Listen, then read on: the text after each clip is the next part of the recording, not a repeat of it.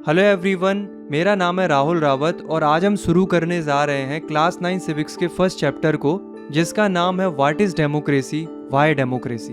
देखो, ये चैप्टर हमें बताता है कि डेमोक्रेसी का बेसिक मीनिंग क्या होता है, उसके फीचर्स क्या होते हैं, और साथ में ये चैप्टर हमें ये भी समझाने की कोशिश करता है कि दुनिया भर में डेमोक्रेसी का इतना क्रेज क्यों है, क्यों डेमोक्रेसी को इतनी इंपॉर्टेंस दी जाती है। तो चलिए शुरू करते हैं इस चैप्टर को, जिसमें इन सारे सवालों के जवाब मिलेंगे। सबसे पहले तो हम ये समझते हैं कि ये डेमोक्रेसी क्या होती है। तो democracy is a form of government in which the rulers are elected by the people. यानी कि डेमोक्रेसी गवर्नमेंट की एक ऐसी फॉर्म होती है जिसमें जनता का राज होता है, यानी कि लोग वोट करके अपने लीडर्स को चुनते हैं और वही लीडर्स सरकार चलाते हैं। इसी सिस्टम को हम कहते हैं डेमोक्रेसी। ठीक है। अब दोस्तों, ऐसा ज़रूरी तो नहीं है कि हर कंट्री में डेमोक्रेसी हो। कुछ कंट्रीज ऐसी होती हैं जहाँ डेमोक्रेसी नहीं होती। फॉर एग्जाम्पल म्यांमार जो कंट्री है उसमें मिलिट्री रूलर्स हैं, और वो भी ऐसे रूलर्स हैं जिन्हें जनता ने इलेक्ट नहीं किया है। बस वो आर्मी में थे, इसलिए उन्होंने अपने हाथ में पावर ले ली और रूल करना शुरू कर दिया। तो क्या ये डेमोक्रेसी है? बिल्कुल नहीं, क्योंकि यहाँ लोगों ने थोड़ी उन्हें इलेक्ट किया है, बल्कि वो तो अपनी मर्जी से ही पावर में आ गए।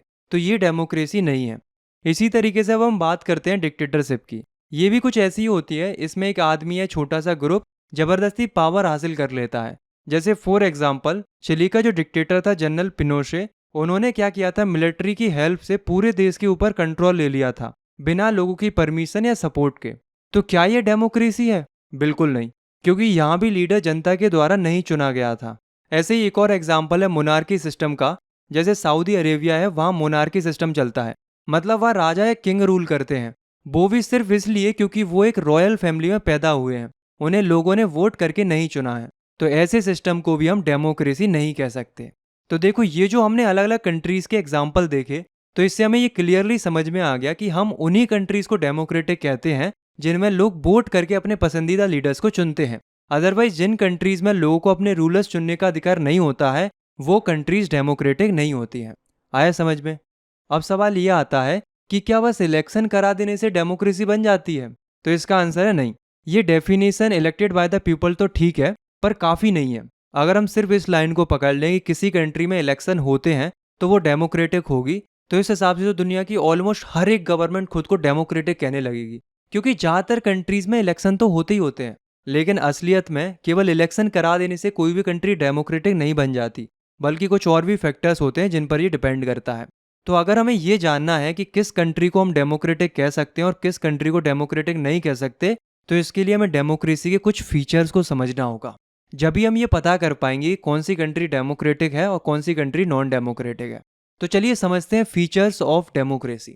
तो दोस्तों, डेमोक्रेसी के पहले फीचर को समझने से पहले आइए एक छोटी सी कहानी सुनते हैं, और ये कहानी है पाकिस्तान की।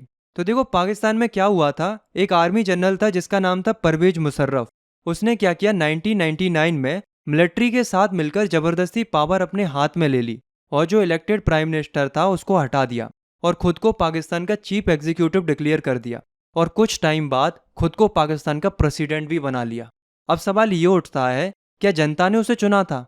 नहीं, बल्कि उसने तो खुद ही पावर ले ली थी। तो इसी बात को लेकर 2002 में एक रेफरेंडम कराया जाता है। रेफरेंडम मतलब जिसमें पब्लिक से हाँ या ना में आंसर पूछा जाता है। तो रेफरेंडम का क्वेश्चन ये था कि क्या परवेज मुशर्रफ को अगले 5 सालों के लिए प्रेसिडेंट बनाना चाहिए या नहीं। तो इसका रिजल्ट परवेज मुशर्रफ के फेवर में आता है। लेकिन पाकिस्तान की मीडिया और ह्यूमन राइट्स ग्रुप्स का मानना ये था कि जो ये रेफरेंडम हुआ है वो पूरा का पूरा फ्रॉड और माल प्रैक्टिस से भरा हुआ था, वो ईमानदारी से नहीं हुआ था। अब चूंकि परवेज मुशर्रफ पावर में तो आ ही गया था, तो उसने ये सब देखकर लीगल फ्रेमवर्क ऑर्डर पास कर दिया, मतलब कॉन्स्टिट्यूशन को ही बदल दिया। इससे क्या हुआ कि पाकिस्तान में इलेक्शन तो होते थे, लेकिन अब पूरे देश को नेशनल सिक्योरिटी काउंसिल कंट्रोल कर रही थी, जो कि परवेज मुशर्रफ के कंट्रोल में थी। यानी कि एट दी एंड सारी पावर परवेज मुशर्रफ के पास थी।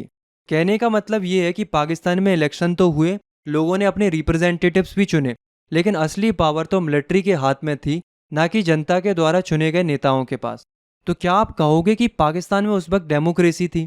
नहीं ना, क्योंकि सिर्फ इलेक्शन होने से डेमोक्रेसी नहीं होती, बल्कि रियल डेमोक्रेसी तब मानी जाती है जब फाइनल डिसीजन मेकिंग पावर उनके पास हो जिन्हें जनता के द्वारा चुना गया हो। और यही है डेमोक्रेसी का पहला फीचर, कि in a democracy final decision making power must rest with those elected by the people. यानी कि डिसीजन मेकिंग पावर उनके पास हो जिन्हें जनता ने चुना हो, ना कि उनके पास जो फोर्स या फ्रॉड से कुर्सी पर बैठे हों। आए समझ में? तो ये हो गया डेमोक्रेसी का पहला फीचर। तो दोस्तों अब हम बात करते हैं डेमोक्रेसी के दूसरे फीचर की। इसे समझने के लिए हम दो देशों की कहानी सुनेंगे, चाइना और मेक्सिको की। सबसे पहले बात करते हैं चाइना की। चाइना में हर 5 साल में पार्लियामेंट के लिए इलेक्शंस होते हैं और उनकी पार्लियामेंट को बोला जाता है नेशनल पीपल्स कांग्रेस, जिसमें करीब 3,000 मेंबर्स होते हैं जो अलग अलग जगह से इलेक्ट किए जाते हैं और इनमें से भी किसी एक को प्रेसिडेंट के रूप में चुना जाता है। अब नोट करने वाली बात यह है कि इलेक्शन भले ही होते हैं, लेकिन चाइना में केवल एक ही पार्टी है जो कि है चाइनीज कम्युनिस्ट पार्टी। सुनने में तो सब सही लग रहा होगा, पर असली बात यह है कि चाइना में इलेक्शन लड़ने के लिए कम्युनिस्ट पार्टी का अप्रूवल चाहिए होता है। सिर्फ वही लोग इलेक्शन लड़ सकते हैं जो या तो कम्युनिस्ट पार्टी के मेंबर हो या फिर उससे जुड़ी हुई 8 छोटी छोटी पॉलिटिकल पार्टीज के। अब आप बताओ कि अगर आपको सिर्फ एक ही पार्टी के अप्रूव्ड कैंडिडेट को वोट देना पड़े तो क्या ये सच में इलेक्शन कहने लायक है? क्या ये डेमोक्रेसी है? बिल्कुल नहीं, क्योंकि यहाँ पर चॉइस ही नहीं है। इसे आप ऐसे समझो जैसे मान लीजिए आपसे कहा जाए या तो ये चॉकलेट ले लो या तो ये वाली चॉकलेट ले लो, लेकिन दोनों चॉकलेट की कंपनी सेम है। तो क्या ये सच में चॉइस है? नहीं ना। अब चलते हैं दूसरी तरफ। अब हम सुनते हैं मेक्सिको की कहानी। मेक्सिको में इंडिपेंडेंस के बाद यानी कि 1930 से हर 6 साल में इलेक्शन होते हैं और प्रेसिडेंट चुना जाता है। यहाँ पर मिलिट्री रूल कभी देखने को नहीं मिला। पर मेक्सिको में एक बड़ी दिक्कत थी कि 1930 से लेकर 2000 तक हर बार एक ही पार्टी इलेक्शन जीतती थी जिसका नाम था PRI, यानी कि institutional revolutionary party. Opposition parties भी खड़ी होती थी पर कभी जीत नहीं पाती थी। क्यों? क्योंकि PRI हर इलेक्शन में कुछ डर्टी ट्रिक्स का इस्तेमाल करती थी। जैसे गवर्नमेंट स्कूल के जो टीचर्स होते थे वो लोगों के ऊपर प्रेशर डालते थे कि वो PRI को वोट दें। वहाँ की जो मीडिया थी वो PRI का साथ देती थी और जो अपोजिशन पार्टीज थी उनको या तो इग्नोर किया जाता था या तो उनकी बुराई की जाती थी। जहाँ तक कि वोटिंग बूथ्स को भी लास्ट मिनट पर शिफ्ट कर दिया जाता था। साथ ही साथ PRI पार्टी अपने कैंडिडेट्स के लिए बहुत ज़्यादा पैसा खर्च करती थी। तो ऐसे सिस्टम में दूसरी पार्टीज के लिए जीतना लगभग नामुमकिन सा हो जाता था। तो ये थी मेक्सिको की कहानी। अब सोचिए, क्या ये सच में इलेक्शन था? क्या लोग अपने मन से किसी भी पार्टी को चुन सकते थे? नहीं ना। मेक्सिको में चॉइस तो था पर असली चॉइस नहीं था। लोग चूज ही नहीं कर पा रहे थे। हर बार वही पार्टी जीतती थी चाहे लोग खुश हों या ना हो। तो दोस्तों ये दो देशों की कहानी हमें ये सिखाती है कि सिर्फ इलेक्शन करवाना डेमोक्रेसी नहीं होती, बल्कि असली डेमोक्रेसी तब होती है जब इलेक्शन फ्री हो, फेयर हो और लोगों के पास सच में मल्टीपल पॉलिटिकल ऑप्शंस हो, उनके पास चॉइस हो। और सबसे इम्पोर्टेंट बात, रूलिंग पार्टी के पास ये डर होना चाहिए कि अगर लोग नाराज हुए तो वो नेक्स्ट इलेक्शन हार भी सकती हैं। तो यहाँ से हमें डेमोक्रेसी का दूसरा फीचर समझ में आता है कि यार democracy must be based on a free and fair election where those currently in a power have a fair chance of losing. यानी कि डेमोक्रेसी जब भी मानी जाती है जब उसमें elections free and fair manner में हो और रूलिंग पार्टी के पास भी हारने का बराबर मौका हो, तभी तो जनता के वोट का असली मतलब होता है। आए समझ में? चलो अब हम आते हैं डेमोक्रेसी के तीसरे फीचर पर। तो दोस्तों डेमोक्रेसी सिर्फ एक सिस्टम नहीं है बल्कि एक सोच है, एक विचार है जहां हर सिटीजन को बराबरी का हक मिलता है। और डेमोक्रेसी का सबसे बेसिक रूल यही है कि हर अडल्ट सिटीजन को वोट देने का अधिकार मिले और हर वोट की वैल्यू बराबर हो। इसी को हम कहते हैं यूनिवर्सल अडल्ट फ्रेंचाइजी। लेकिन दोस्तों पहले के ज़माने में ये अधिकार हर किसी को नहीं मिलता था। जिसने डेमोक्रेसी के लिए लड़ाई की उनकी सबसे बड़ी डिमांड यही थी कि सबको वोट देने का बराबर अधिकार मिले। आज दुनिया के ज़्यादातर देशों में इस रूल को मान लिया है, लेकिन आज भी कई जगहों पर बराबरी का दर्जा लोगों को नहीं मिल पाता है। For example Saudi Arabia. Saudi Arabia में 2015 तक महिलाओं को वोट देने का अधिकार ही नहीं था। मतलब वहाँ की महिलाएं वोट नहीं डाल सकती थी। सोचिए, ऐसा देश जहाँ की आधी आबादी को पॉलिटिकल वॉइस ही नहीं थी। तो क्या ये डेमोक्रेसी थी? बिल्कुल नहीं। ऐसे ही एक कंट्री एस्टोनिया। एस्टोनिया में सिटीजनशिप्स के रूल ऐसे बनाए गए हैं कि जो रशियन माइनॉरिटी है वो लोग सिटीजनशिप ही नहीं ले पाते हैं। और जब वो लोग सिटीजनशिप ही नहीं ले पाते हैं तो वो लोग वोट कैसे करेंगे? क्योंकि वोट देने का अधिकार तो जब मिलेगा ना जब वो देश के सिटीजन्स बन पाएंगे। तो इस तरीके से रशियन माइनॉरिटी वोट ही नहीं डाल पाती। तो ऐसे में उनके पास अपनी कोई पॉलिटिकल वॉइस ही नहीं है। तो क्या हम इसे डेमोक्रेसी कहेंगे? नहीं ना। इसी तरीके से एक और कंट्री है फिजी। फिजी का सिस्टम और भी अजीब है। वहाँ क्या होता है, वहाँ दो तरह के लोग रहते हैं। पहले हैं इंडिजीनियस फिजी और दूसरे इंडियन फिजी। अब प्रॉब्लम ये है कि इंडिजीनियस फिजी लोगों के वोट की वैल्यू ज़्यादा होती है और इंडियन फिजी लोगों के वोट की वैल्यू कम होती है। अब सोचिए, अगर दो वोट्स की वैल्यू अलग अलग हो तो क्या ये बराबरी हुई और क्या ये डेमोक्रेसी हुई? बिल्कुल भी नहीं। क्योंकि डेमोक्रेसी की सबसे बड़ी पहचान यही होती है पॉलिटिकल इक्वलिटी देना। और इसी से निकलता है डेमोक्रेसी का तीसरा फीचर, जो कि कहता है in a democracy each adult citizen must have one vote and each vote must have one value. यानी कि हर अडल्ट सिटीजन्स को वोट देने का अधिकार होना चाहिए और हर वोट की वैल्यू एक जैसी होनी चाहिए। जब तक हर नागरिक का वोट बराबर नहीं है तब तक डेमोक्रेसी पूरी नहीं है। दोस्तों, अब हम समझते हैं डेमोक्रेसी के लास्ट फीचर को। तो लास्ट फीचर को समझने के लिए हमें जिम्बाब्वे की कहानी सुननी होगी। तो जिम्बाब्वे एक कंट्री है जिसे 1980 में ब्रिटेन से इंडिपेंडेंस मिल गई थी। अब खास बात यह है कि इस आज़ादी की लड़ाई में सबसे इम्पोर्टेंट रोल प्ले किया था एक पार्टी ने, जिसका नाम था JANUPF, और उसके लीडर थे रॉबर्ट मुगाबे। और यही व्यक्ति आज़ादी के बाद से लगातार जिम्बाब्वे का प्रेसिडेंट बनता हुआ आ रहा था। अब सुनने में तो सब कुछ ठीक लग रहा है कि इलेक्शन भी हो रहे थे, मुगाबे पॉपुलर लीडर भी था, लेकिन दोस्तों पिक्चर अभी बाकी है। रॉबर्ट मुगाबे की पार्टी हर इलेक्शन जीत तो रही थी, लेकिन फेयर कंपटीशन देखने को नहीं मिल रहा था, क्योंकि ये पार्टी इलेक्शन जीतने के लिए काफ़ी अनफेयर प्रैक्टिसेस का इस्तेमाल करती थी। जैसे कि फर्स्ट, रॉबर्ट मुगाबे ने कॉन्स्टिट्यूशन में कई बार चेंजेस किए और मोस्टली पावर प्रेसिडेंट के हाथ में ले ली, जिससे उसे किसी को भी जवाब नहीं देना पड़ता था।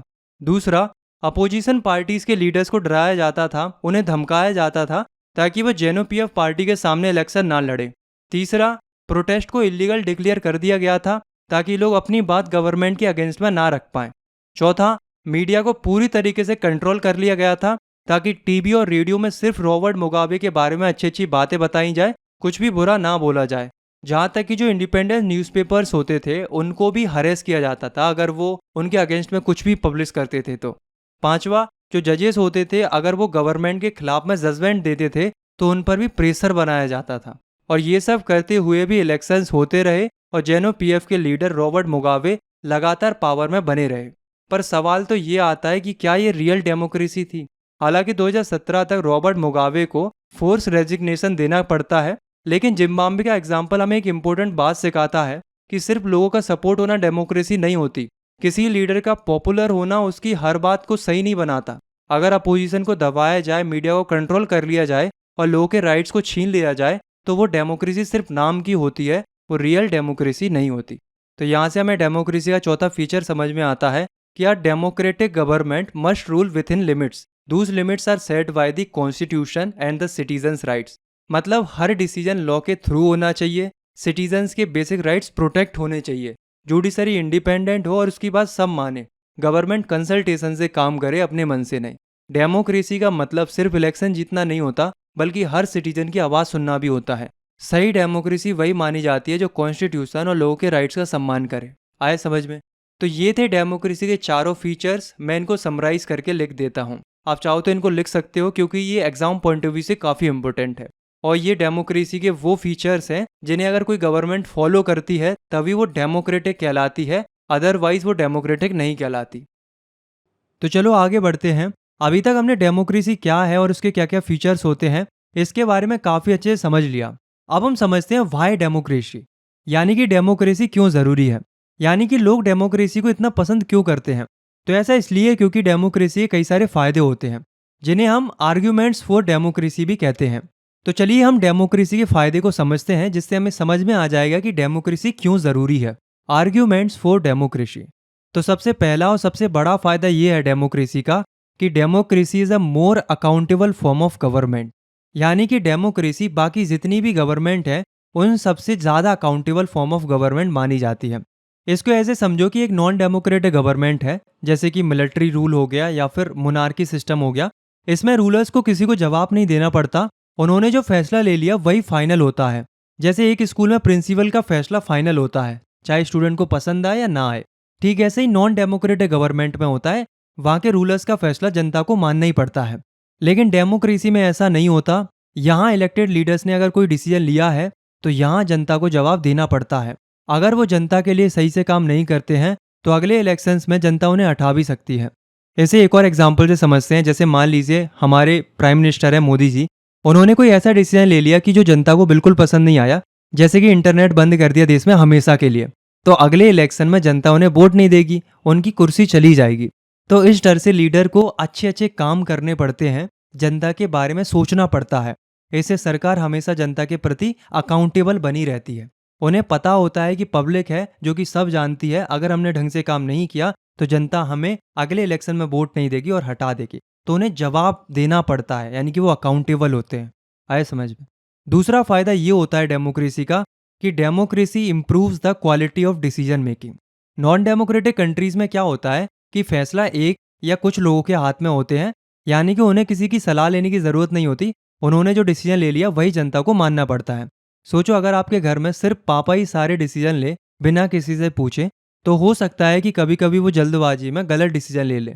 लेकिन डेमोक्रेसी में कोई भी बड़ा फैसला लेने से पहले बहुत डिस्कशन और डिबेट होती है। अलग अलग लोग, अलग अलग पार्टीज, एक्सपर्ट्स सब अपनी राय देते हैं। पार्लियामेंट में बिल पास होने से पहले उस पर लंबी चर्चा होती है, तब जाके कोई डिसीजन पास होता है। ऐसे में डिसीजन काफ़ी बेहतर निकल के आता है। समझ गए? तो इस प्रोसेस में गलतियां होने के चांसेस कम हो जाते हैं और फैसले ज़्यादा बेहतर और सबके हित में निकल कर आते हैं। इसलिए डेमोक्रेसी में बेहतर डिसीजन लिए जाते हैं।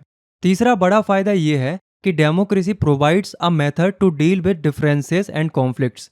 देखो हमारे देश में कितनी तरह के लोग रहते हैं, अलग अलग भाषा बोलने वाले, अलग अलग धर्म के, अलग अलग रीति रिवाज वाले। जैसे क्लासरूम में अलग अलग हॉबीज वाले बच्चे होते हैं, इसी तरीके से हमारे देश में भी अलग अलग तरह के लोग रहते हैं। जब इतने सारे लोग एक साथ रहते हैं तो उनके बीच में डिफरेंसेस और कॉन्फ्लिक्ट्स होने के चांसेस बढ़ जाते हैं। अब नॉन डेमोक्रेटिक गवर्नमेंट्स में ज़्यादातर ये होता है कि वहाँ के जो रूलर्स होते हैं वो इन डिफरेंसेस को दबाने की कोशिश करते हैं या एक ग्रुप को दूसरे ग्रुप पर हावी कर देते हैं, जिससे टेंशन बढ़ती है। लेकिन डेमोक्रेसी में ऐसा नहीं होता। डेमोक्रेसी में इलेक्शंस के थ्रू अलग अलग ग्रुप्स को अपनी बात रखने का मौका मिलता है। कॉन्स्टिट्यूशन सबको बराबरी का अधिकार देता है। यहाँ सब मिलजुल कर सॉल्यूशन निकालते हैं, नेगोशिएशंस करते हैं और एक शांतिपूर्ण तरीके से देश में रहते हैं। सोचो जैसे हमारी फैमिली है, अगर उस फैमिली में भाई बहन लड़ रहे हैं तो मम्मी पापा क्या करते हैं, बीच बचाव करते हैं और दोनों पक्षों की सुनते हैं और फिर कोई एक अच्छा सा सॉल्यूशन निकालते हैं और दोनों को मना लेते हैं और वो शांत हो जाते हैं। इसी तरीके से क्या होता है कि अलग अलग कम्युनिटीज़ की बातें सुनी जाती हैं ताकि उनके बीच में कॉन्फ्लिक्ट्स ना हो और वो शांति से रह सके। आए समझ में? चौथा फायदा और शायद सबसे इम्पोर्टेंट फायदा ये है कि democracy enhances the dignity of the citizens. यानी कि डेमोक्रेसी लोगों की डिग्निटी को बढ़ाती है। जैसे मान के चलो एक नॉन डेमोक्रेटिक गवर्नमेंट है, तो उसमें क्या होता है कि सिटीजन्स को केवल प्रजा माना जाता है, जनता माना जाता है, जिन्हें रूलर्स का आदेश मानना होता है। उनकी अपनी कोई पहचान या सम्मान नहीं होता। लेकिन डेमोक्रेसी में ऐसा नहीं होता। डेमोक्रेसी में हर एक सिटीजन्स को बराबर माना जाता है, चाहे वो कितना भी गरीब हो या कितना भी अमीर हो। उसके वोट की वैल्यू उतनी ही होती है जितनी किसी बड़े मंत्री के वोट की। हर इंसान को बराबरी के साथ अपने व्यूज रखने का, अपने रिप्रेजेंटेटिव चुनने का अधिकार मिलता है। ये उन्हें आत्मसम्मान देता है, यानी कि डिग्निटी देता है। उन्हें लगता है कि वो भी देश के फैसलों में हिस्सा ले सकते हैं। और ये सबसे बड़ा फायदा है डेमोक्रेसी का, जो कि किसी और सिस्टम में नहीं देखने को मिलता। हर एक व्यक्ति को लगता है कि मैं भी कुछ हूँ, मेरी बात भी मायने रखती है। पांचवा और आखिरी फायदा ये है कि democracy allows us to correct its own mistakes. देखो कोई भी सिस्टम परफेक्ट नहीं होता, ठीक उसी तरीके से डेमोक्रेसी भी परफेक्ट नहीं है। कई बार देखा जाता है कि डेमोक्रेटिक गवर्नमेंट्स भी कई गलतियां करती हैं, लीडर्स भी गलत फैसले ले लेते हैं। लेकिन अच्छी बात यह है कि अगर डेमोक्रेसी में कोई गलती होती भी है तो उसको ठीक करने का मैकेनिज्म होता है। जनता के पास अगले इलेक्शंस में सरकार बदलने का मौका होता है और कोर्ट भी गवर्नमेंट के फैसले को चैलेंज कर सकती है। साथ ही साथ मीडिया भी सरकार की गलतियों को उजागर करती है। इससे लीडर्स को अपनी गलतियां सुधारने का मौका मिलता है। जबकि नॉन डेमोक्रेटिक सिस्टम्स में अगर रूलर ने कोई गलत फैसला ले भी लिया हो तो उसे ठीक करने का कोई तरीका नहीं होता है, जब तक कोई बड़ा रेवोल्यूशन ना हो जाए। तो कुल मिलाकर देखा जाए तो ये डेमोक्रेसी के कुछ फायदे हैं जो कि हमने डिस्कस किए। उनसे हमें ये समझ में आ गया कि वास्तव में डेमोक्रेसी बाकी फॉर्म ऑफ गवर्नमेंट से अच्छी है, और क्यों अच्छी है ये हमने पॉइंट में समझ लिया। आया समझ में? अब आपको क्या लगता है दोस्तों कि डेमोक्रेसी की क्या अच्छाइयाँ हैं क्या? नहीं, डेमोक्रेसी की कुछ कमियां भी हैं। चलो अब हम उन कमियों के बारे में डिस्कस करते हैं। तो देखो डेमोक्रेसी की पहली कमी क्या है?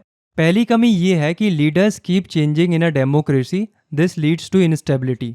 इसका मतलब ये है कि डेमोक्रेसी में लीडर्स बार बार बदलते रहते हैं, जिसके चक्कर में डेमोक्रेसी में इनस्टेबिलिटी बनी रहती है। आपको पता है दोस्तों कि डेमोक्रेसी में इलेक्शंस हर 5 साल में होते हैं। हर बार नई सरकार बन सकती है। इस बदलाव के चलते पॉलिसीज भी बदलती रहती हैं। एक सरकार ने कोई नई पॉलिसी बनाई, अगली सरकार आई तो उसने कोई नई पॉलिसी बना दी, और फिर कोई तीसरी सरकार बन गई तो उसने कोई नई पॉलिसी और बना दी। सोचो अगर आपके स्कूल में हर साल प्रिंसिपल बदल जाए और हर साल नया प्रिंसिपल आए और वो नए रूल बनाए, तो कितनी इनस्टेबिलिटी हो जाएगी, है ना? ठीक इसी प्रकार से गवर्नमेंट को चलाने में भी इंस्टेबिलिटी रहती है। अब ये जो इनस्टेबिलिटी होती है सरकार के बदलने की वजह से, तो इसी इनस्टेबिलिटी के कारण देश का जो डेवलपमेंट होता है वो स्लो हो जाता है। आप खुद सोचो ना कि अगर एक ही गवर्नमेंट लंबे समय तक रहेगी तो वो गवर्नमेंट लॉन्ग टर्म के लिए देश के फायदे के बारे में ज़्यादा अच्छा सोच पाएगी। और अगर बार बार सरकार बदलेगी तो ऑब्वियस सी बात है, इनस्टेबिलिटी थोड़ी बहुत रहेगी। दूसरी कमी ये है कि democracy is all about of political competition and power play. There is no scope for morality. Democratic system में पॉलिटिकल पार्टीज एक दूसरे से लड़ती रहती हैं। हर पार्टी इलेक्शन जीतने के लिए कुछ भी करने को तैयार हो जाती है। इसमें सरकार कई बार मोरालिटी को खो देती है बिल्कुल। पार्टीज एक दूसरे पर इल्जाम लगाती हैं, झूठे वादे करती हैं। ये सब देखकर लोगों का पॉलिटिक्स के ऊपर भरोसा उठ जाता है। कभी कभी ऐसा लगता है कि देश के फायदे से ज़्यादा पार्टीज को अपनी कुर्सी की चिंता होती है। जैसे एक गेम में सिर्फ जीतने के लिए सब कुछ करते हैं, रूल्स तोड़ भी दें तो भी चलेगा। आजकल के पॉलिटिशियंस भी इसी तरीके से काम करते हैं और यही आजकल की पॉलिटिक्स में चल रहा है। डेमोक्रेसी की तीसरी कमी ये है कि so many people have to consulted in a democracy that it leads to delay. तो जैसा कि हमने डेमोक्रेसी के फायदों में देखा था कि डेमोक्रेसी में डिसीजंस डिस्कशंस और डिबेट्स के बाद लिए जाते हैं और ये अच्छी बात है। लेकिन कभी कभी इसमें डिले हो जाता है, क्योंकि आप खुद सोच के देखो ना कि हर छोटे से छोटी बात पर डिसीजन लेने के लिए भी बहुत से लोगों की मीटिंग करनी पड़ती है और बहुत से लोगों के साथ मिलकर डिसीजन लेना पड़ता है और सब लोग आपस में डिस्कस करते हैं, तब जाके डिसीजन लिया जाता है। तो भले ही डिसीजन अच्छा लिया जा रहा है लेकिन उसमें देरी हो जाती है। और वहीं नॉन डेमोक्रेटिक गवर्नमेंट में क्या होता है कि वहाँ के जो लीडर्स होते हैं वो तुरंत ही डिसीजन ले लेते हैं, उन्हें ज़्यादा सोचना नहीं पड़ता, भले ही वो गलत ही क्यों ना हो लेकिन तुरंत डिसीजन लिया जाता है। आए समझ में। डेमोक्रेसी की चौथी कमी ये है कि elected leaders do not know the best interest of the people, it's leads to bad decisions. कभी कभी ऐसा होता है कि जो लीडर्स हम चुनते हैं उन्हें जनता की असली प्रॉब्लम्स की समझ ही नहीं होती है। वो सिर्फ अपनी पार्टी की लाइन या बड़े लोगों के फायदे के हिसाब से फैसले ले लेते हैं। कुछ लीडर्स एजुकेटेड नहीं होते या उनके पास ज़रूरी एक्सपीरियंस होता ही नहीं है। इससे कई बार गलत डिसीजन भी या बुरे डिसीजन भी लिए जाते हैं, जिसका खामियाजा पूरे देश को भुगतना पड़ता है। जैसे मान लो एक टीम का कैप्टन है, उसे गेम की स्ट्रेटेजीज ही नहीं आती, तो ऑब्वियस सी बात है कि वो गलत मूव चलेगा ही चलेगा और ऐसे में वो टीम को हरवा देगा। ऐसे ही कई बार कुछ लीडर्स ऐसे होते हैं जिनकी डिसीजन की वजह से पूरे देश को खामियाजा भुगतना पड़ता है। तो कई बार डेमोक्रेसी में ये भी देखने को मिलता है। डेमोक्रेसी की पांचवी कमी ये है, democracy leads to corruption for it is based on electoral competition. Election लड़ना बहुत महंगा होता है, इलेक्शन लड़ने के लिए काफ़ी ज़्यादा पैसा चाहिए होता है, इसलिए पार्टीज़ को फंड चाहिए होता है। इसलिए वो बड़े बड़े बिजनेसमैन और इंडस्ट्रियलिस्ट से पैसे लेते हैं। बदले में जब वो सत्ता में आते हैं तो वो उन्हें उन लोगों का फ़ायदे के लिए पॉलिसीज़ बनाते हैं, बड़े बड़े कॉन्ट्रैक्ट दिलवा देते हैं या कुछ ऐसी पॉलिसीज़ बना देते हैं जिनसे उन बड़े बड़े बिजनेसमैन को फ़ायदा होता है। अब इससे होता क्या है कि करप्शन बढ़ता है, लोग वोट बेचते हैं, पार्टीज वोट खरीदती हैं। इससे गरीब लोगों को सही से रिप्रेजेंटेटिव नहीं मिल पाते और अमीर और पावरफुल लोग ही सिस्टम को कंट्रोल करते रहते हैं। सोचो अगर आपकी फेवरेट टीम तभी जीते जब उनके पास पैसा होगा, तो क्या ये फेयर गेम होगा? नहीं ना। तो दोस्तों, जब हम डेमोक्रेसी के फायदे और नुकसान दोनों देखते हैं तो ये सवाल उठता है कि क्या सच में डेमोक्रेसी सबसे अच्छी गवर्नमेंट है? इसका कोई सीधा जवाब तो नहीं है। डेमोक्रेसी शायद परफेक्ट सॉल्यूशन नहीं है सभी प्रॉब्लम्स का। ये हो सकता है कि डेमोक्रेसी के चलते गरीबी ना खत्म हो या करप्शन ना रुके, लेकिन डेमोक्रेसी दूसरे फॉर्म्स ऑफ गवर्नमेंट जैसे डिक्टेटरशिप या मोनार्की से काफ़ी ज़्यादा बेहतर है, क्योंकि ये ज़्यादा अकाउंटेबल है। लीडर्स को जनता को जवाब देना पड़ता है, जो कि किसी और सिस्टम में नहीं देना होता। ये कॉन्फ्लिक्ट सुधारने का मौका देती है। ये लोगों को शांति से अलग अलग विचारों के साथ जीने का मौका देती है। ये हर एक सिटीजन को डिग्निटी देती है, यानी कि इज्जत देती है। ये हर एक सिटीजन को रिस्पेक्ट देती है। ये हर इंसान को बराबर का सम्मान देती है। ये उसे अपनी किस्मत का खुद मालिक बनने का अधिकार देती है। ये अपनी गलतियां सुधारने का मौका भी देती है। अगर गलती होती भी है तो उसे ठीक करने का मौका भी मिलता है। तो दोस्तों, इस चैप्टर से हमने समझा कि डेमोक्रेसी क्या है, उसके कौन कौन सी फॉर्म्स होती हैं, फिर हमने उसके 4 फीचर्स के बारे में समझा और आखिर में हमने देखा कि क्यों डेमोक्रेसी को इतनी इंपॉर्टेंस दी जाती है। भले ही दोस्तों डेमोक्रेसी में कमियां हों, लेकिन वो सारी फॉर्म ऑफ गवर्नमेंट से काफ़ी ज़्यादा बेहतर है और हमारे लिए ये काफ़ी प्राउड की बात है कि हमारा जो देश है वो सबसे बड़ी डेमोक्रेसी है पूरे वर्ल्ड में। तो दोस्तों, ये चैप्टर हमारा यहीं ख़त्म होता है। अगर आपको ये एक्सप्लेनेशन पसंद आया तो आप लाइक कर सकते हो, चैनल को सब्सक्राइब कर सकते हो। हम क्लास 9th को इसी तरीके से पढ़ेंगे। मिलते हैं अगली वीडियो में, तब तक के लिए टेक केयर, बाय बाय।